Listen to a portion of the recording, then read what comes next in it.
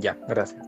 Mi nombre es Leonel, soy su compañero y yo voy a exponer el tema 1, digo el tema 2, perdón, tema 2, que sería el tema de sistema celular 1. Este tema, como lo abreviamos, el resumen del tema, bueno, como podemos entender, es con citología. Y ahorita les voy a explicar por qué con citología. Bueno, en el libro nos dan dos ejemplos de citología. Por ejemplo, tenemos la citología exfoliativa y el recuento celular. La citología nos sirve para el estudio del diagnóstico de enfermedades, o sea, el estudio de la célula para diagnosticar enfermedades. Es generalmente como lo usamos. Y en nuestro libro, ya dicho, nos da dos ejemplos, la exfoliativa y el recuento celular. La citología exfoliativa, el ejemplo que nos da es el Papa Nicolau.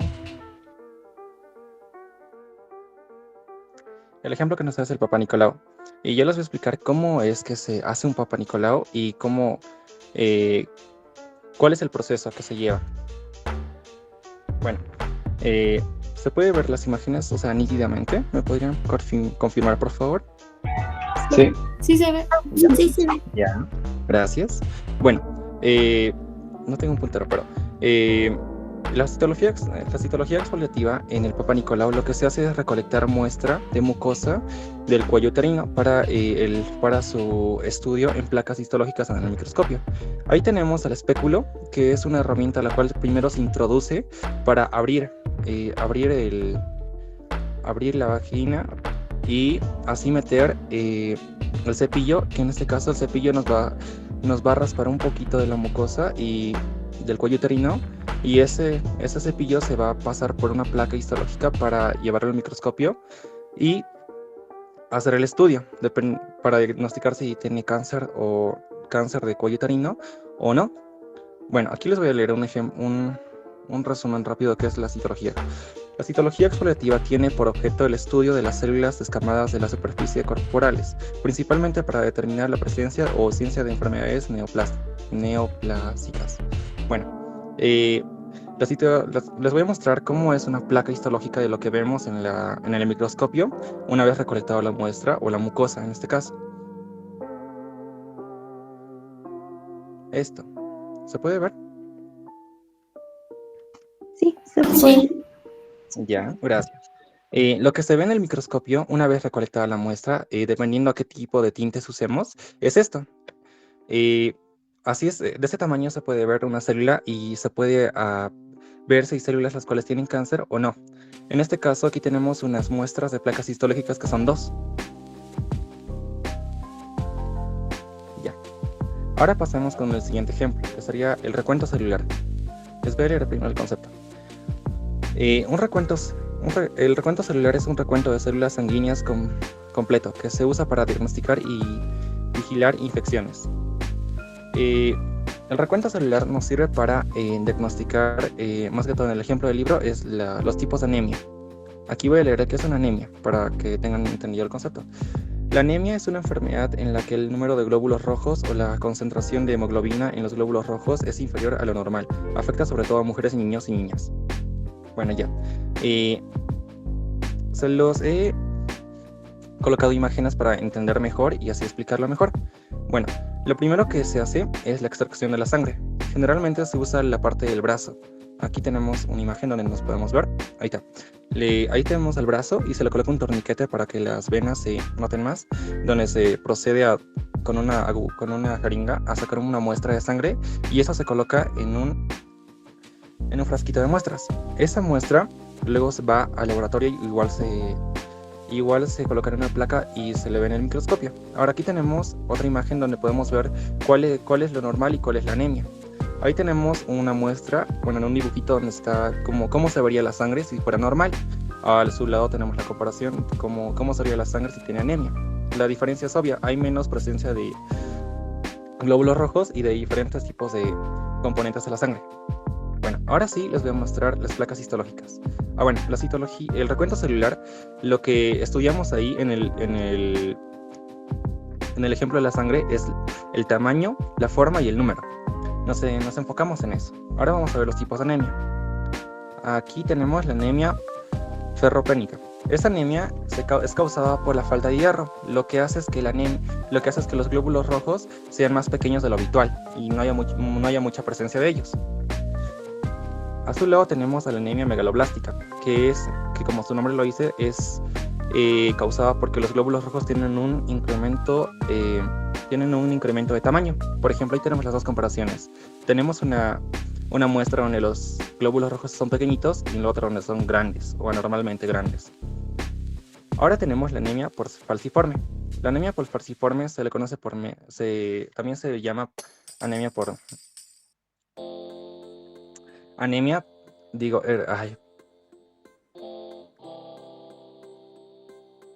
perdón. También se le dice con forma de media luna.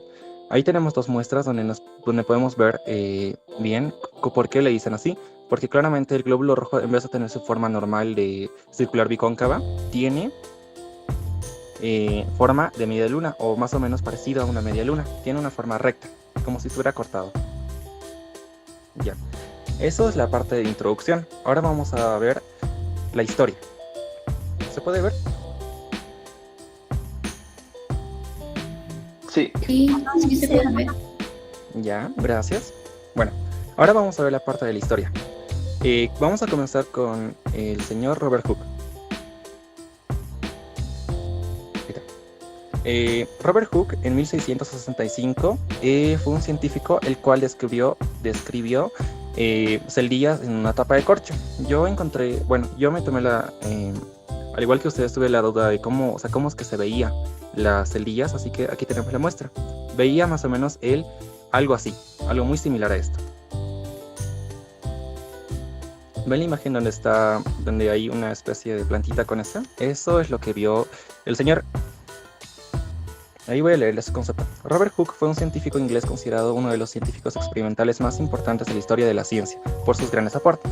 Bueno, es lo que más sobresale lo que tenemos que recordar nosotros, que en 1665 él describió celdillas en una tapa de corcho de un vino. Ya, pasemos con el siguiente.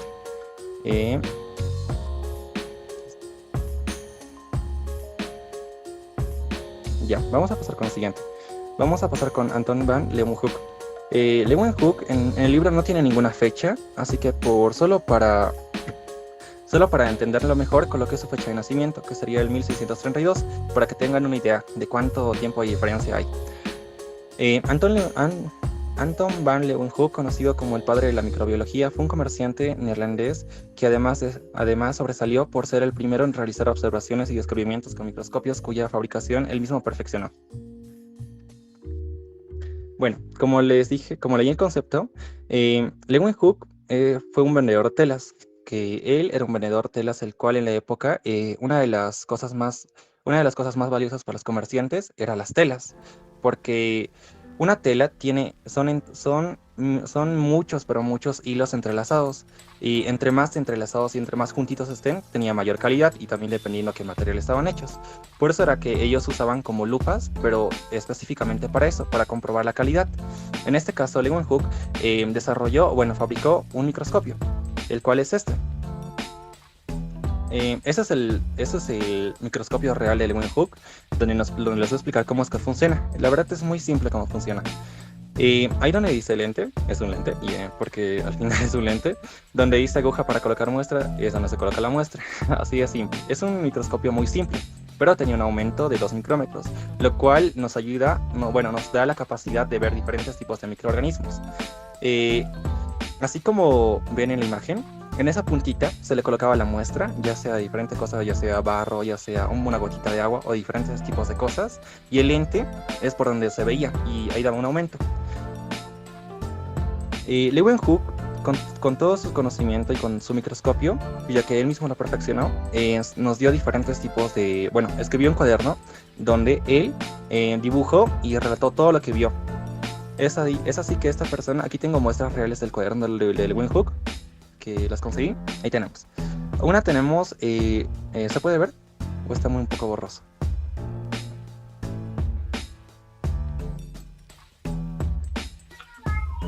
Sí, se ve. Ok, espérame. Ahí está. Ya, Gracias. Ya, bueno, aquí tenemos unos dibujos los cuales son del cuaderno de Leeuwenhoek, donde podemos ver a los primeros espermatozoides. Así fue como él lo dibujó. Bueno, para la poca visibilidad que tenía con su microscopio, así fue como él lo dibujó o lo retrató. También tenemos las primeras visualizaciones de bacterias, que serían en este caso estas de la imagen C. También tenemos en la imagen B, el cual sería los primeros glóbulos rojos. Digo, los primeros glóbulos, o sea, muestras sanguíneas. Fue así que esta persona con la poca tecnología que tenía logró hacer diferentes tipos de descubrimientos, pero todo tiene su lado malo también, porque él, como les dije, Andrew Leeuwenhoek era un vendedor de telas.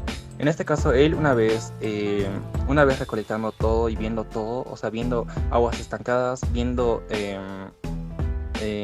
diferentes tipos de muestras para relatar y dibujarlos en su cuadernito, fue donde los científicos de esa época, y lo que pasó es que ellos, como son científicos claramente, son personas que estudiaron bastantes años, ellos dijeron, no le creyeron lo que él les decía. Él les decía, hay cosas muy pequeñas, pero muy pequeñas que nosotros no las podemos ver. Lo que Leeuwenhoek quería era mostrar que había cosas más pequeñas que nosotros, más pequeñas que un insecto pequeño, o sea, más pequeño que una hormiga, mucho más pequeñas.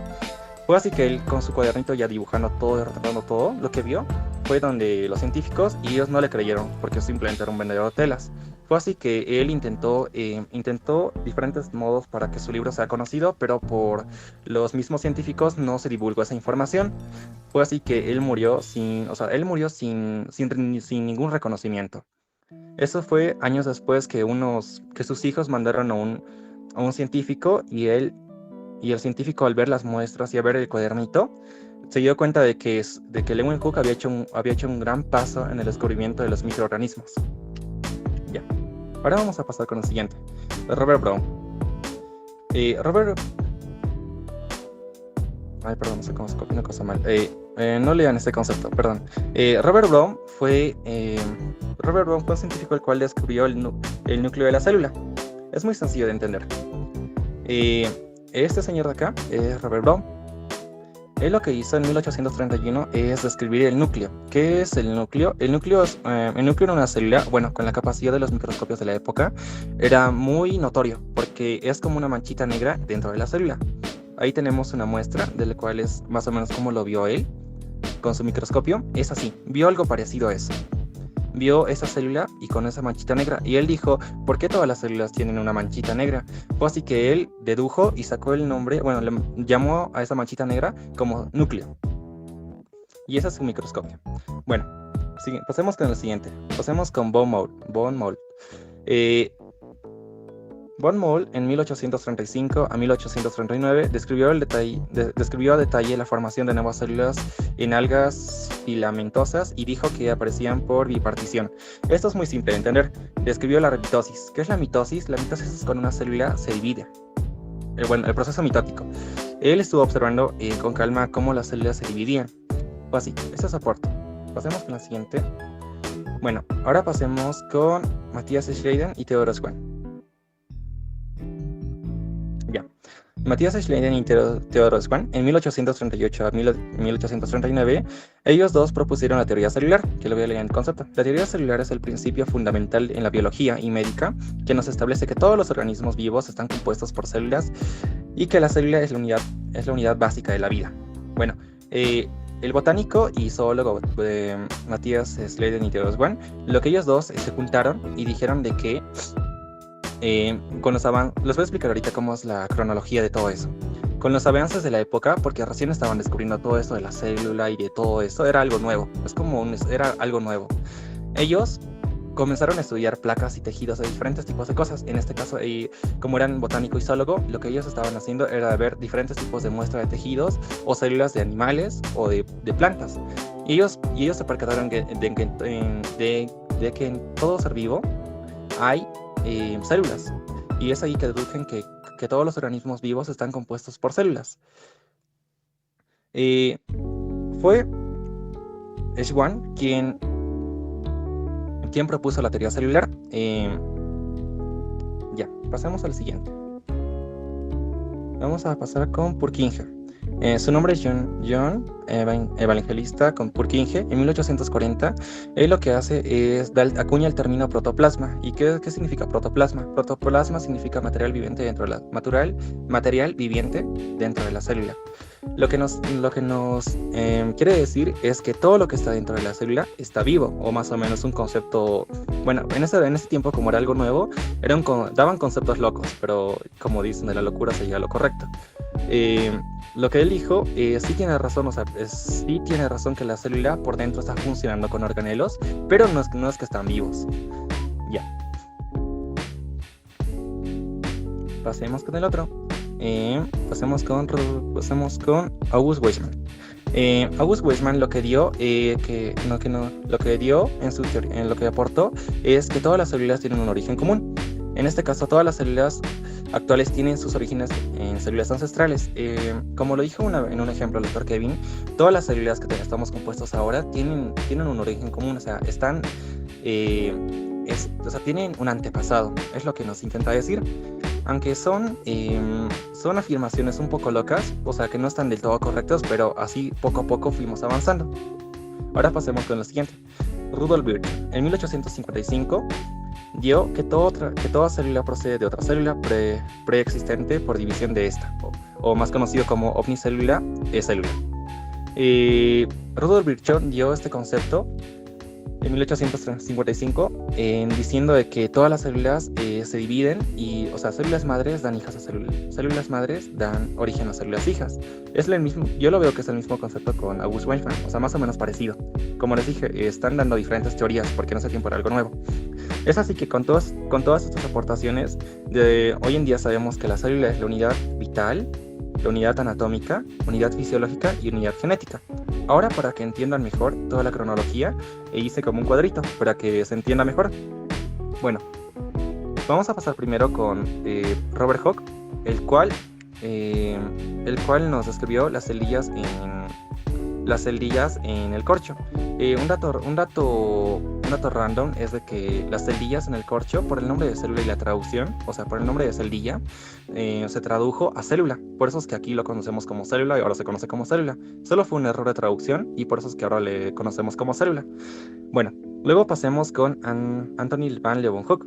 Él nos dio toda la teoría de los microorganismos, que serían las bacterias, diferentes tipos de animales pequeños, o bueno, animánculos pequeños, como él lo dijo. Luego pasemos con Matthias Schleien y Theodor Swan, que nos dio la teoría celular, que dice la unidad estructural de los seres vivos y la unidad funcional. Hoy tenemos células. Luego pasemos con Rudolf Virchow, que dice todas las células proceden de una división de otra y preexistente, o sea, que se dividen y dan origen a nuevas. Es así más o menos como es el orden que nos dio, o sea, que cómo sacamos la conclusión de la célula. Y bueno, voy a pasar a la siguiente imagen. ¿Se ve? Sí, sí. Excelente. Ya, ahora sí vamos a hablar sobre el tamaño de las células. El poder separado del ojo humano es de 75 a 100 micrómetros. Como el doctor Kevin lo dijo, solo podemos dividir 2 líneas en ese rango. Pero por eso, como no tenemos la capacidad de ver cosas tan pequeñas, es que se crearon los microscopios, que el microscopio más simple de todos es la lupa. Y de ahí luego van aumentando. Como les dije, Leeuwenhoek perfeccionó su microscopio hasta el punto de que nos da un alcance de 2 micrómetros. Aquí tenemos un microscopio que está ahí. Ese es el microscopio, el planito, el que es como una cuchara. Luego tenemos a los microscopios de finales de siglo, que alcanzaban un alcance de 0,2 micrómetros. Ahí tenemos a los microscopios de finales de siglo que están en una cajita y que ya tienen diferentes tipos de... Tienen como una especie de cajita donde hay frasquitos, donde tiene diferentes tipos de cosas. Se nota el avance. Y por último tenemos a los microscopios electrónicos que tienen un alcance de 0,04 micrómetros. Ahora sí podemos ver la comparación de cómo fue evolucionando los microscopios. Por ejemplo, ahí podemos ver cómo pasó de un pedazo de metal, de una pedazo de lámina, a hacer un microscopio un poco grande como un ordenador o como una computadora.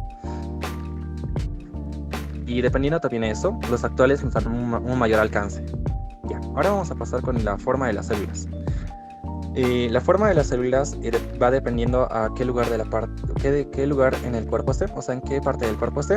Vamos a hablar de alguna de las células de los ejemplos que nos dan el libro para tener todo claro. Bueno, vamos a ver primero a las células, a los glóbulos rojos. Los glóbulos rojos en el libro nos da un dato que miden 7,8 micrómetros, es su tamaño. Y tienen la forma bicóncava, es un disco bicóncavo. Bicóncavo significa que es un disco con un agujero en el medio, bueno, en los dos medios. Bueno, pasemos con el siguiente que nos da igual tamaño, que es el ovocito, que mide 140 micrómetros. El ovocito es el óvulo. Luego pasemos con el siguiente, que es el anillo de sello o el adipocito. El adipocito tiene una medida es de 10 a 200 micrómetros y es grasita. Yeah. Pasemos con las siguientes. ¿Ya? Bueno, la neurona tiene una forma estrellada. Las células epiteliales tienen una forma cilíndrica o cúbica. Las formas irregulares están presentes en los neutrófilos. Y las células musculares tienen forma fusiforme. Y por último tenemos a las poliédricas, que son las células vegetales. Ahora sí, le voy a pasar la palabra a mi compañera. Ok, voy a compartir mi pantalla. Bueno, continuando con lo que dicen, ¿me confirman? ¿Se ve, verdad? ¿Me escuchan? Sí. No voy a poner el chat, así que les voy a pedir que me hablen nomás por el micrófono. Bien, continuando con lo que está exponiendo mi compañero Leonel, yo voy a continuar hablándoles y ya es la otra mitad del tema. El número de células. Les estaba ya hablando él explicando sobre la forma y yo les voy a dar el número de células. En el libro el concepto es bastante sencillo.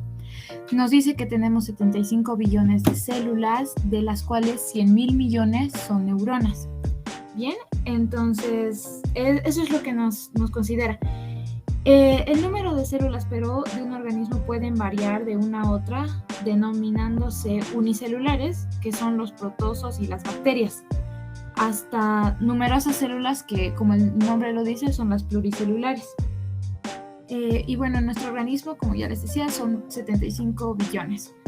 Bien, lo siguiente sería el color de las células. Generalmente son incoloras, es decir, que no tienen color. Pero hay algunas células que sí tienen gracias a pigmentos elaborados por células pigmentarias o de procedencia exógena, eso quiere decir del exterior. ¿Cuáles son esas que sí tienen pigmentos? Bien, son la hemoglobina. La hemoglobina es la que le da el color a la sangre, a la que hace que nuestra sangre sea rojita. La miohemoglobina es la que le da el color a los músculos, ese color igual, algo rojo que podríamos considerar de los músculos, gracias a esas células. La rodopsina o púrpura retiniana es la que le da el color a nuestros ojitos, y mientras que la melanina le da ese color a la piel. El color que nosotros tenemos es el color medio oscuro o pardo, como dice el libro. Bien, lo siguiente es la diferenciación celular. La diferenciación celular es el proceso durante el cual las células adquieren una forma y función determinada. Esto es el concepto que he podido agarrar del libro, que nos puede ayudar tal vez memorizándonos, ¿no? ¿Qué es la diferenciación celular? Es el proceso durante el cual las células adquieren una forma y una función determinada. Que en palabras sencillas, es como cuando las células se especializan y se vuelven diferentes para hacer trabajos específicos en nuestro cuerpo. Imaginen que cada célula tiene un trabajo diferente, así como si fueran los empleados de una fábrica, ¿ya? Entonces, algunas células se convierten en neuronas, que aquí estamos, esta es la forma de una neurona. Algunas se convierten en hepatocitos, que esta es la imagen que he podido sacar, así son los hepatocitos, ya para que los vayan reconociendo. Y eritrocitos, que son los glóbulos rojos. Y las células, cada una tiene su función única. O sea, las neuronas tienen su propia función, los hepatocitos igual, y cambian de forma. Por ejemplo, podemos ver que la neurona no se compara con el hepatocito y menos con el glóbulo rojo. No son iguales a simple vista. pero todas comparten la misma información genética, porque todas están dentro de nuestro cuerpo, todas están trabajando para nuestra fábrica en sí. Entonces, es como si ellas tuvieran un manual de instrucciones que les digan qué van a hacer. Por ejemplo, los glóbulos rojos van a transportar oxígeno, todas tienen su manual de instrucciones y eso es como el ADN, está en su ADN. Entonces, en resumen, es como si cada célula supiera qué hacer para mantener nuestro cuerpo funcionando correctamente. Eso es en palabras sencillas lo que es la diferenciación celular. Bueno, ahora vamos a hablar sobre el tipo de células madre. Las que menciona el libro son 4 tipos de células madre. Las primeras, las totipotentes, que vienen del latín totus, que significa todo, y potens, que significa poder o habilidad. Estas células totipotentes pueden formar todos los tipos celulares. O sea, ustedes pueden recordar fácilmente por su nombre. Totipotentes, todos los tipos celulares. Y estas pueden formar los componentes embrionarios, las 3 capas embrionarias, que son el ectodermo, el endodermo y el mesodermo. También pueden formar el linaje germinal, el saco vitelino y los extraembrionarios, que es la placenta. En sí, las células totipotentes pueden hacer todo, pueden formar todos los tipos celulares. Pasando, las células pluripotentes es una célula capaz de diferenciarse en varios tipos celulares. Sí puede formar los 3 linajes embrionarios y también, el endodermo, ectodermo y el mesodermo, así como el germinal y el saco vitelino. Por tanto, pueden formar linajes celulares y estas células se llaman células madre en los animales y merismáticas en las plantas. Las pluripotentes son las que menciona el libro, que tienen 2 nombres, en los vegetales y también en los animales. Bien, las multipotentes son las que solo pueden generar otras de su mismo linaje embrionario, las multipotentes. Por ejemplo, la célula madre mesenquimal puede formar solamente miocitos, adipocitos u osteocitos. Estos son los ejemplos de la multipotente.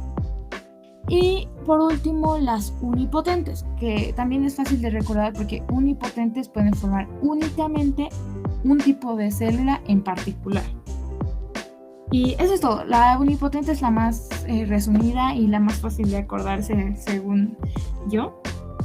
Bien, entonces vamos a pasar a lo que es la composición química de la célula.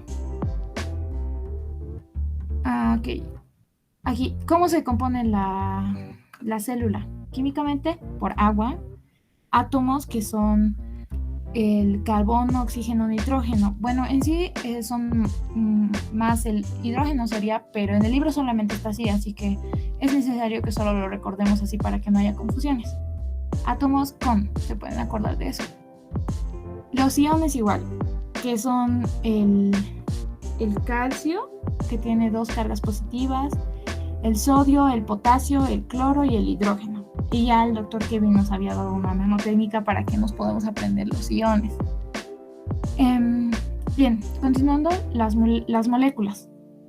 Las moléculas que hay dentro de la célula es la glucosa y los lípidos. La glucosa, aquí también he puesto su forma molecular, que es 12 átomos de hidrógeno, 6 de carbono y 6 de oxígeno. Es fácil, H12, C6 y O6. Como son números pares y similares, igual es fácil de recordar. Aquí están los lípidos, que son sacados de grasas naturales, es la grasita, los lípidos. Aquí está la fórmula de la glucosa. Como les decía, aquí está su formulita. Y también una imagen que he podido extraer de los lípidos, para que tengamos una idea más o menos. Las macromoléculas. Las macromoléculas son proteínas formadas por cadenas lineales de aminoácidos, más o menos así, en línea, y estos son aminoácidos. Luego están los ácidos nucleicos, que son del ADN y del ARN. Aquí está.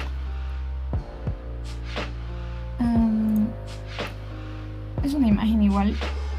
Los ácidos nucleicos, ya sean del ADN o del ARN, están formados por un azúcar de 5 carbonos, así. Yo he buscado esta imagen, no sé, para que nos tengamos una idea, que son los 5 carbonos. Aunque no se ve muy nítido, son los 5 carbonos.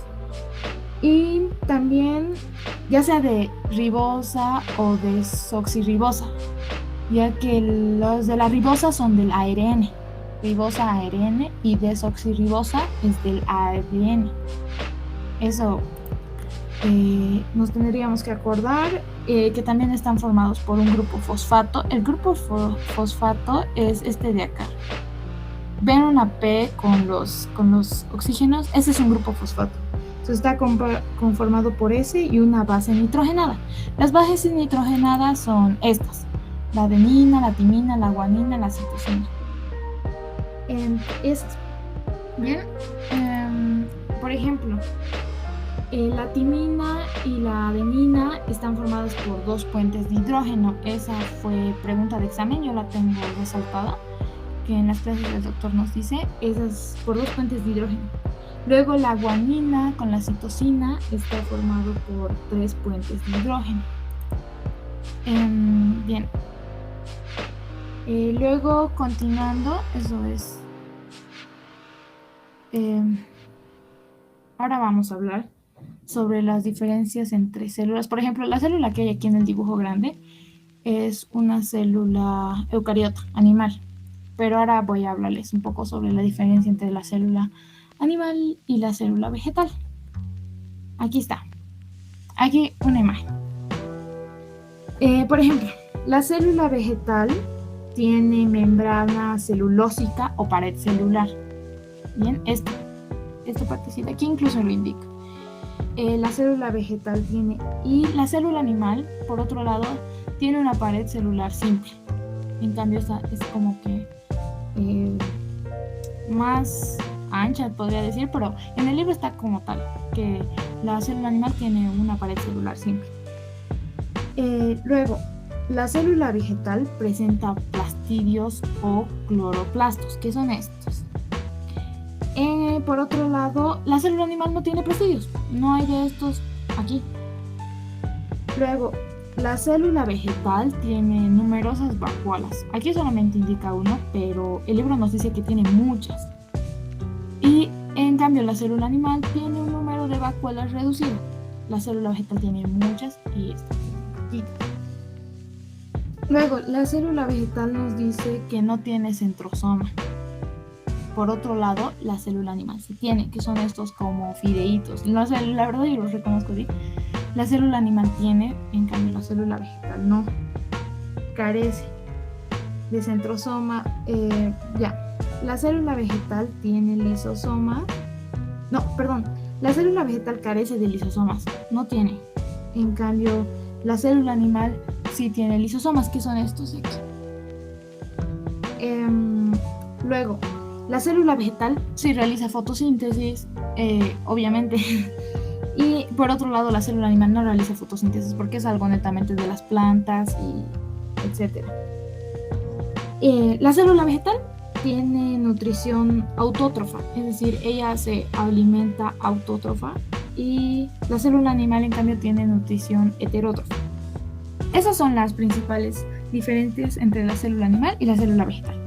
Está de todas formas en el libro como una tabla, pero yo les he mostrado así para que tal vez nos podamos acordar mejor con las imágenes. Bien, ahora el siguiente, y ya para terminar, no sé si lo he hecho muy rápido, es la diferencia entre la célula procariota y la célula eucariota. Esta es de acá. La célula eucariota es esta, la redonda, la más grande, y esta es la célula procariota, la que es un poquito más alargada. Bien, aquí igual les voy a mostrar. Ya. Bueno, aquí nos dice que el tamaño ya nos había dicho. La célula procariota, esto de acá, tiene de 1 a 5 picómetros, que es en sí 10 micras. Mide 10 micras y esta mide 100 micras. Esta es mucho más pequeña. La membrana plasmática en la célula procariota no presenta. En cambio, la membrana plasmática en la célula eucariota presenta y es semipermeable. Aquí en la imagen sí sale como una membrana plasmática, pero en el libro nos indica que no presenta la célula procariota. También por eso es importante que no nos confundamos y en sí estudiemos en base al libro, porque hay partes que pueden estar mal o no, pero tenemos que adecuarnos a eso. Después, el núcleo dicen que no presenta membrana nuclear, pero en la eucariota sí presenta. El sistema de endomembranas. Las endomembranas son como los mini organitos que hay aquí. Bueno, la célula procariota no posee tantos. En cambio, la célula eucariota sí, porque te presenta el retículo endoplasmático liso, el retículo endoplasmático rugoso. Aquí está, nos indica dónde está. Presenta todo eso. También presenta el aparato de Golgi, que es este de aquí, el aparato de Golgi y etcétera. En cambio acá no tenemos el aparato de Golgi, ¿no? Ninguno de los retículos. El metabolismo de la célula procariota es anaerobio y aerobio. En cambio de la célula eucariota solamente es aerobio. Los orgánulos celulares en la célula procariota tienen pocos. Como les decía, estos organitos tienen pocos. En cambio, en la célula eucariota, que es la que nosotros los tenemos, los animales igual, no tiene, o sea, tiene muchos más de esos organitos. Tiene mitocondrias, cloroplastos y todos estos organitos. Los cromosomas. Esta solo tiene un único cromosoma, que es circular y está desnudo. En cambio, la célula eucariota posee más cromosomas lineales unidos a proteínas. Y el ADN en la célula procariota es circular. Y en la célula eucariota es lineal, con envoltura nuclear. En cuanto a los ribosomas, la célula eucariota es de 80S en el retículo endoplasmático, que está aquí, retículo endoplasmático, y en el citosol, aquí, 80S, y por otro lado los ribosomas es 70S en el citoplasma, en esta parte celestita, es 70S. Estas son pluricelulares, obviamente, y su organización es solamente unicelular. Exocitosis y endocitosis la célula procariota no tiene. Por otro lado, la célula eucariota sí tiene. Bueno, le preguntarán por qué se llama célula eucariota. Es que quiere decir núcleo verdadero. En cambio, procariota quiere decir antes del núcleo. Bien.